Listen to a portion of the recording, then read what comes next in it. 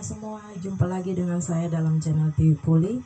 Hari ini saya akan mengajarkan materi tentang interaksi makhluk hidup, pelajaran IPA kelas 7. Tapi sebelum kita memulai pelajarannya, jangan lupa untuk like dan subscribe ya videonya. Jangan lupa juga sharekan atau bagikan ke teman-teman kalian yang lain. Sekarang kita mau lihat interaksi makhluk hidup dengan lingkungan. Hubungan atau interaksi makhluk hidup antara makhluk hidup dengan lingkungannya itu kita sebut dengan ekosistem. Ekosistem ini tersusun atas makhluk hidup dan makhluk yang tak hidup. Sebagai contohnya itu ada ekosistem sawah, terdiri atas hewan dan tumbuhan yang hidup bersama-sama. Dan dalam ekosistem terdapat satuan-satuan makhluk hidup. Ada individunya, ada populasinya, ada komunitasnya, dan yang terbesar itu adalah biosfer yang merupakan satuan makhluk hidup dalam satu ekosistem. Sekarang kita mau lihat lagi apa yang dinamakan dengan individu. Individu itu adalah satuan makhluk hidup yang tunggal. Misalnya seekor kucing, seekor kuda, dan seekor gajah. Sedangkan yang dinamakan dengan populasi, populasi adalah sekumpulan individu sejenis yang hidup di suatu tempat tertentu. Misalnya di dalam satu kebun ada lebih dari satu pohon apel, maka disebut sebagai populasi pohon apel. Sedangkan kepadatan populasi itu adalah jumlah individu yang mendiami luas wilayah tiap kilometer persegi. Dan ingat, rumus kepadatan populasi adalah jumlah individu yang sejenis dibagi dengan luas daerah. Ingat ya bahwa jumlah individu sejenis dibagi dengan luas daerah.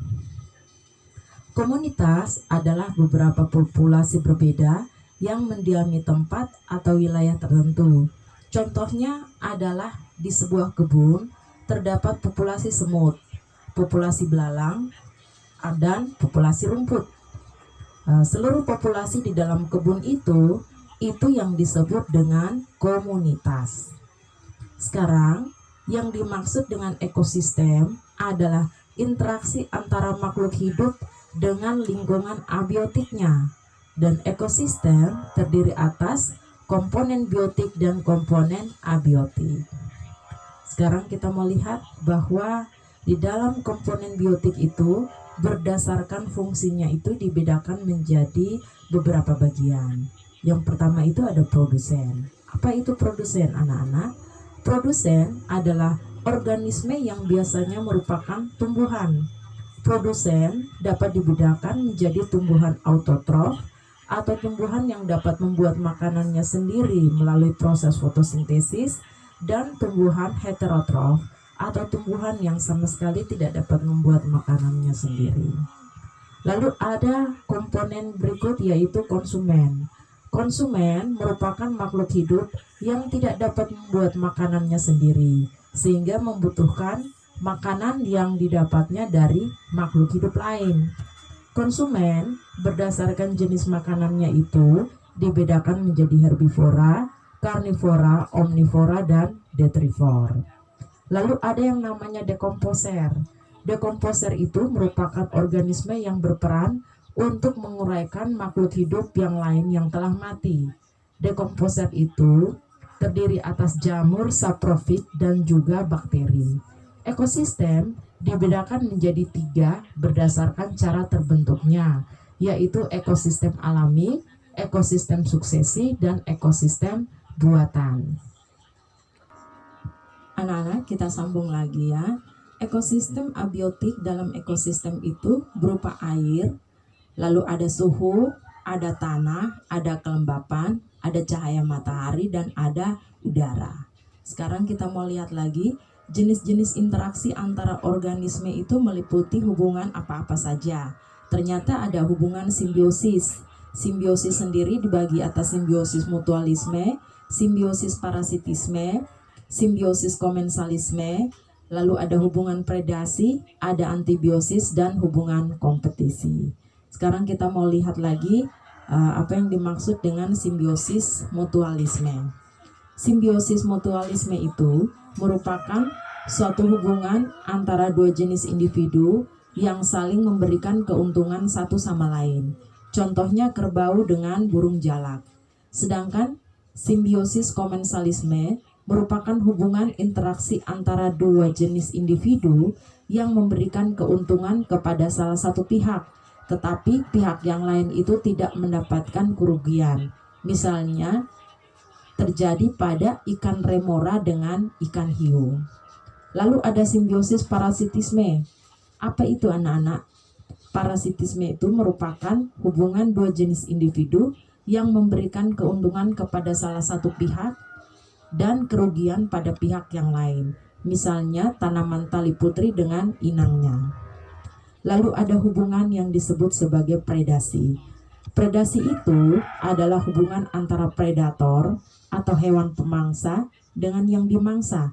Contohnya kambing dengan harimau. Sedangkan kompetisi adalah hubungan dua jenis makhluk hidup atau lebih pada habitat yang sama untuk memperebutkan sumber daya alam yang sama dalam jumlah yang terbatas. Contohnya kerbau, kambing, dan rusa yang hidup di satu padang rumput memperebutkan makanan yang sama, yaitu sama-sama mau makan rumput. Lalu ada yang namanya antibiosis. Antibiosis itu adalah hubungan dua jenis makhluk hidup atau lebih yang menyebabkan salah satu makhluk hidup itu terhambat pertumbuhannya, bahkan sampai mati karena organisme tersebut mengeluarkan zat yang bersifat toksik gitu. Lalu itu biasa terjadi pada jamur Penicillium sp yang mengeluarkan zat antibiotik sehingga menghambat pertumbuhan bakteri yang berada di sekitar jamur Penicillium sp. Lalu kita melihat peran organisme berdasarkan kemampuan menyusun makanannya. Berdasarkan kemampuan menyusun makanannya, ternyata peran organisme itu dibagi menjadi dua, yaitu ada yang autotrof dan ada yang heterotrof. Organisme yang autotrof itu adalah organisme yang dapat menghasilkan makanan melalui proses fotosintesis. Contohnya tumbuh-tumbuhan hijau. Organisme heterotrof, maksudnya heterotrof, itu merupakan organisme yang sumber makanannya berasal dari makhluk hidup lain. Dan berdasarkan jenis makanannya, organisme heterotrof itu dibagi lagi menjadi tiga, yaitu ada yang herbivora, ada yang karnivora, dan juga ada yang omnivora.